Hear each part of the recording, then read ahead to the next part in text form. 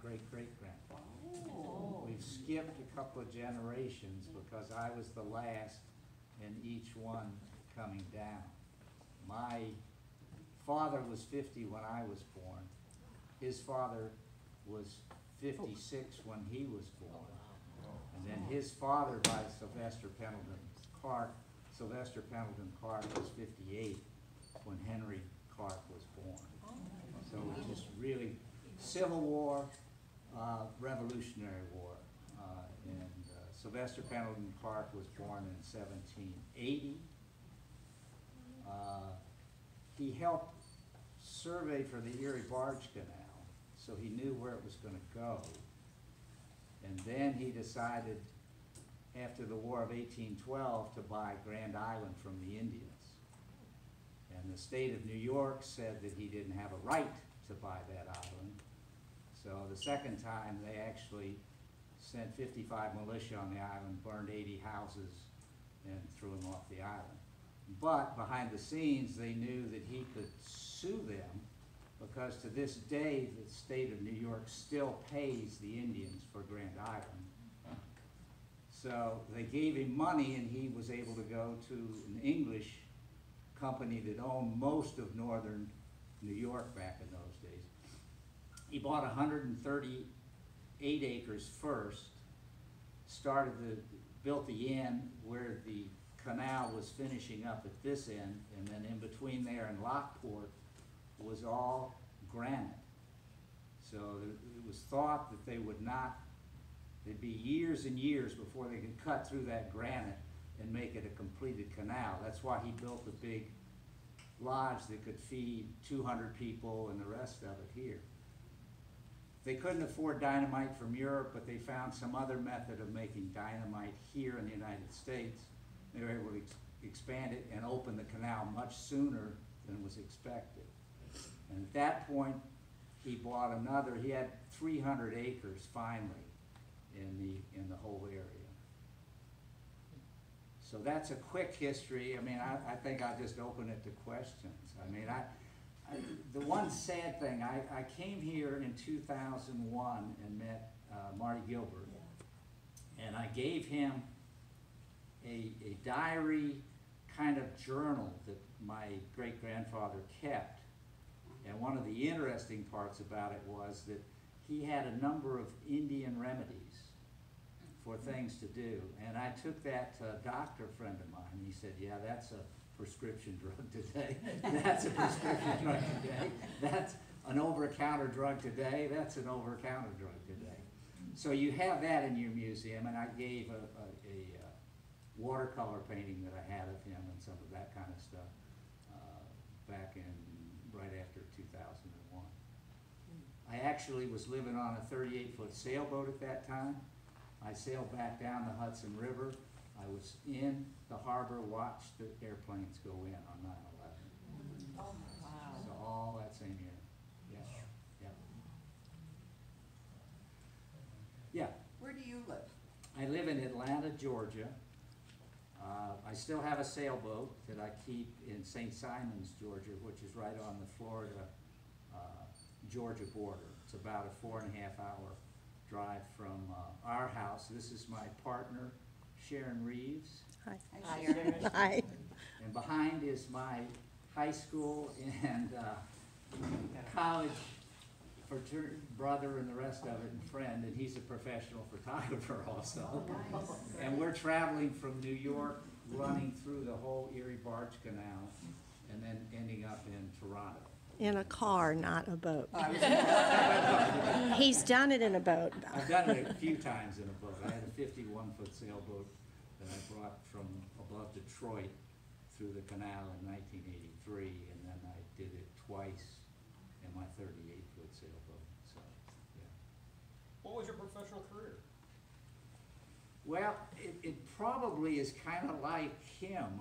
I made my money selling and brokering large tracts of land and putting together, and actually had to at one point develop a 252-acre tract, so almost his same size. When the market crashed back between 19 1974 and 78. And I built a log house on the land and was able to put enough together to save the other tracts of land. And then my dream came true. I bought a 51-foot sailboat and sailed down to the Caribbean and got my captain's license and was gonna run it in the charter business. Unfortunately, you can't make any money in that, but I had a lot of fun trying. Do you have any children? I do not, Okay. no. So that's the end of the line for that part. It is, except that I have a half-brother who fought 5 years in World War II in the Pacific, and he has one son. But he's not married, and he's 56 years old, so I don't know. Not too late. Sounds like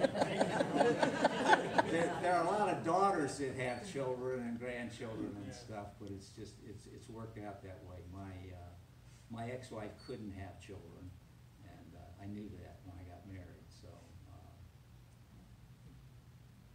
Was Pendleton Clarke, Sylvester Pendleton Clarke, a sir? Did he have sir in front of his name? No. No. No, not that I know of. It's always been my understanding that he actually, because of the granite, that he was thought about building a trench or a portage to get supplies from the canal to the creek. Did you ever hear that? Yeah, well, what they did was they had the carriage line system that ran from Lockport down to here, where the canal continued on out. And they ran that back and forth. The road still exists, it's called East Canal Road. Okay, yeah, okay. That's the portage. Yeah, yeah. Oh, okay. And that's the way, and he just expected that to go on for maybe 10 or 15 years, and instead they opened the canal, I guess, in 5 years later. yeah, something like Okay. that, quickly, yeah. What did your father and your grandfather do? You're a real estate individual, and Sylvester Pendleton Clarke was a real estate entrepreneur. How about the two in between? My dad's father was a conductor on the railroad. They lived in Buffalo, New York. Sylvester Pendleton Clarke envisioned this to be the Buffalo at the time. That's what, it just didn't work out that way. My dad was vice president of McGraw-Hill, he was an editor as well as did all their sales for them and stuff. So, different areas. I started off kind of looking in working for corporations, and I just decided I didn't want to go the corporate route and that kind of thing. And so I bought a Corvette and traveled around the United States with the money I had saved up for a year. And I sold the Corvette and I traveled around the world for a year. And that's where I decided to go into real estate, as well as I wanted to be more outdoors and that type of stuff. And with large tracts of land, you're walking and riding motorcycles over it and all that kind of stuff to help sell it. Where was Sylvester born? He was born in Rhode Island. Rhode Island.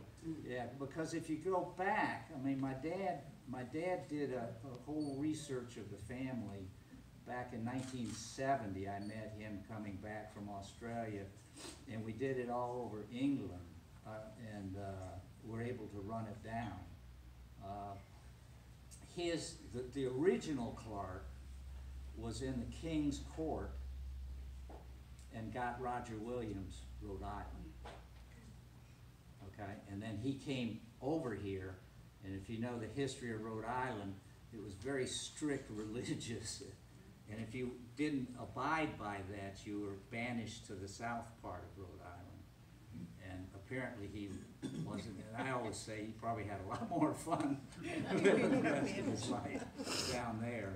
And so that goes to that Clarke generation, and then the Pendleton is the same Pendleton on the mother's side that it is the Pendleton shirt people that moved out to Oregon later on.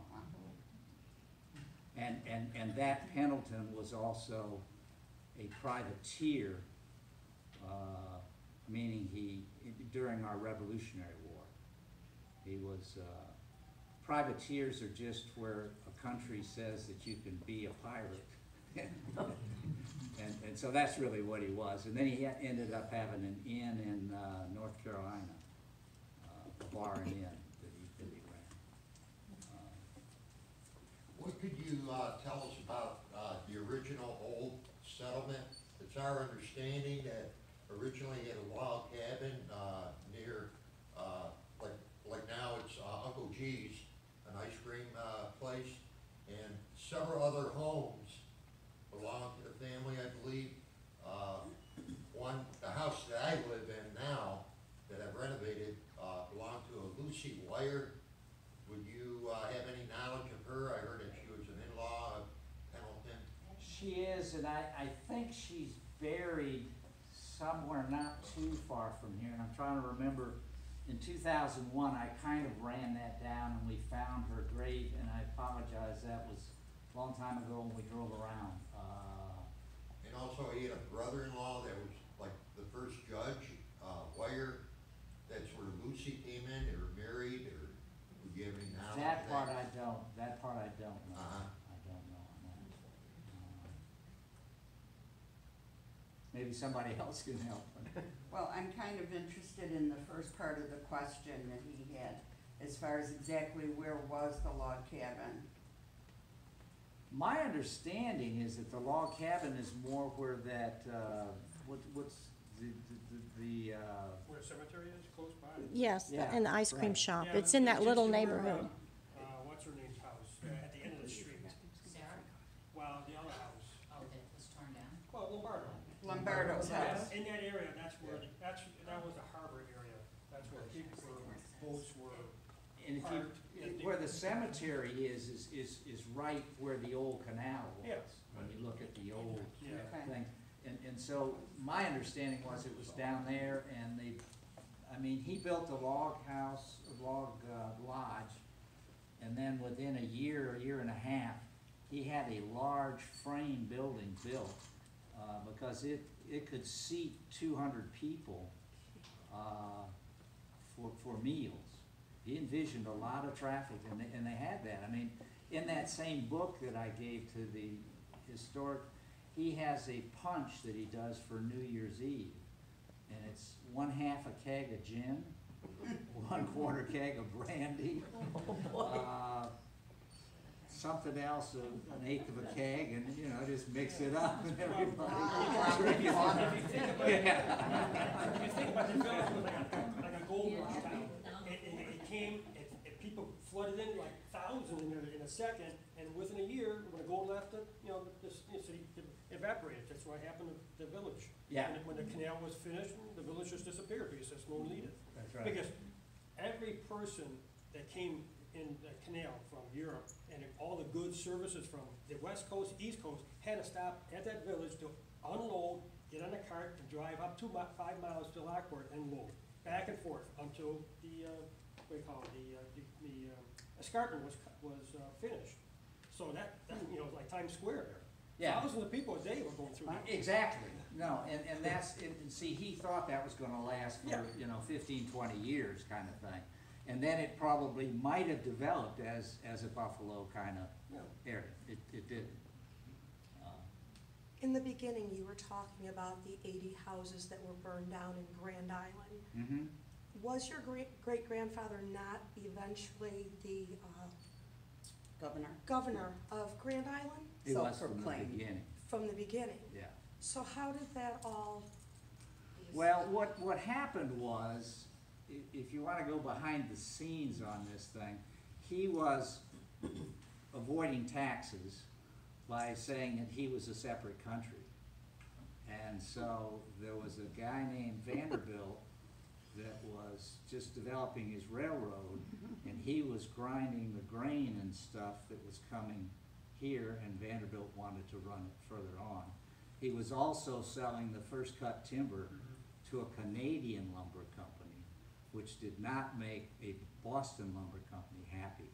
So they lobbied the New York State, and they went and took him off the island. with sheriffs and militia and stuff. And everybody said after they were off the island, they said, well, why didn't, no fight or anything? What's wrong? He said, they didn't say anything about not going back on. So they went back on, and it took them another 3 years. And at that point, they had 55 militia come on and put them off, and burned 80 houses down. And then he had already surveyed for the Erie Barge Canal, so he knew where it was gonna be. And then he came and bought the land. And actually, that, I hadn't thought about that. That's true. That's how I retired early. I retired 21 years ago. I'm 75 years old, so. I bought a piece of land, 21 acres, that ended up being right next to what we call the Mall of Georgia, which was the second biggest mall east of the Mississippi River built back in that time. And I got to retire early.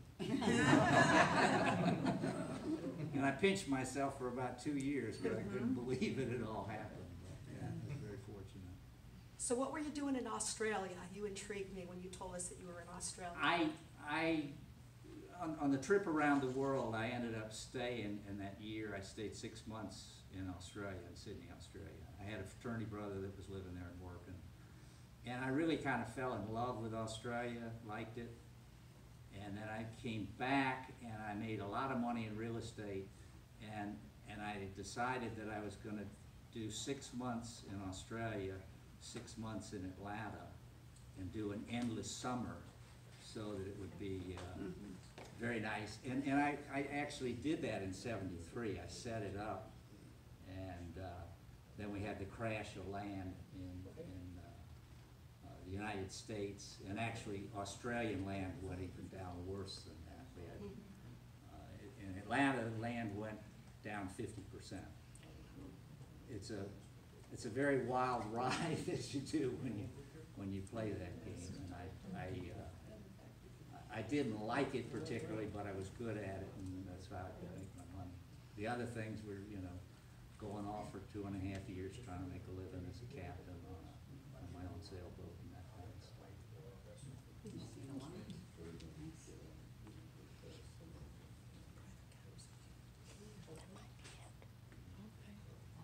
Anybody else? Now, so then the name from our town comes from your great-grandfather's mother's side of the family? You said the Pendleton came from the mother's side of the family? That's correct. Okay. And then what about Sylvester Pendleton Clarke's wife? He had two. He had, I don't know the pronunciation exactly. Teresa. We've Leslie, got you have the list. genealogy thing that has the name of her. She had, what I've always been told were that she had 6 children, and that she died on that 6th child in childbirth. And then Lucy Wakefield, who had 12 children. Yeah, he was doing all right. It wasn't much else there. He was still having kids at 62 years old. So. That's how you got to be.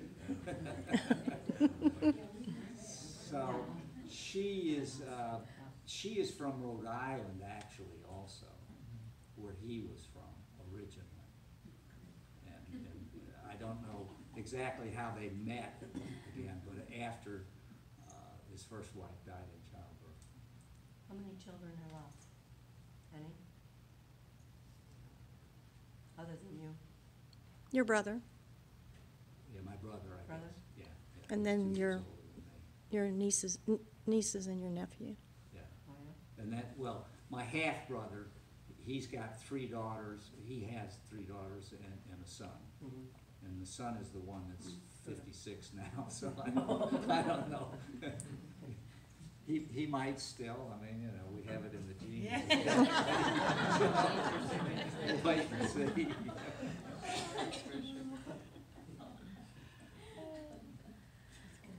Even even on the Pendleton side, or you don't follow that line as close? Well, I know the Pendleton line just to the point of the privateer, and then the fact that Pendleton went out finally and established the Pendleton shirts, the wool shirts, and all that industry that's still going today. Other than that, I don't know a lot about that. Why it was Pendleton, rather than, you know, I guess just because the name worked, real estate, thinking about it, you're gonna try and sell, because he sold tracts of land with this thing, I mean, is what he did. He developed it, got the post office to come in, he becomes the postmaster, and he's selling tracts of land. He's giving tracts of land to his children, who are living here in some cases also. And then you've got the small Clarke Cemetery, that I'm interested in seeing it. I saw it in 2001. I think the monument, I think, has fallen over. I had it reset, but It's not falling over anymore. it's all up fixed. again. Well, good for him. There's a Yep. picture of it right over there. Yeah, Ah, yes. that's Yeah, from yeah. last year. That was last year. Oh, wow. No, so it's been way cleaned up again has. from what it was even in 2001. Oh, how nice. Yeah, that's cool. Yeah, I They- paid you 750. paid the Boy Scouts for a majority of that. Did they? Ah. Okay. I know Marty was working with them, and I paid $750 for a company to come back in and try and do it back then in 2001. Pretty good. But that's great that it's carrying on then. Did you see the cast iron plaque? You know, just a little bone of contention of mine is that Pendleton Clarke, Sylvester Pendleton Clarke, was the postmaster, and we are not allowed to have our own zip code. We are North Tonawanda or Lockport. We have these little dinky towns, like you just Java, North Java, they each have their own. Don't get me going on that. But anyway, it's a little bone of contention of mine that we don't have. Well, he's always been known as being pretty feisty. Maybe he hacked off the post office. It's still Good carrying on possibility. to generation. The whole area down there around East Canal Road and where Uncle G's is, that's where the old canal, Sylvester Pendleton Clarke had laid that out. That's all, I see the whole map. of Yeah, I all had the that lots. map, You have actually. the I map, have a they're map all of that, yeah. about 60 feet by 100 or 120 Yeah. feet. Yeah, yeah. And that was a whole community he laid out, and the streets and everything that was in there, because he was gonna make his money on that He was. portage. Right. He didn't think that they'd ever last through that. I know. That was his hope, obviously. Mhm. But it didn't work out that way. Yeah. Yeah, and I did, to save my real estate things, I had 400 big tracts of land with my family in it, my parents, and my brother, and other investors. And I ended up having to develop this 252 acres in 1978. And no bank would look at me for money. I got a Swiss consortium to lend me the money to do 2 miles of paved road, and I've done kind of what I've seen some happening here. I made them 1 to 3 acre size tracts of land, and put that in. And then I quickly developed a second one, and then bought the sailboat. Always liking to travel and get away, not work as hard, I guess, or whatever.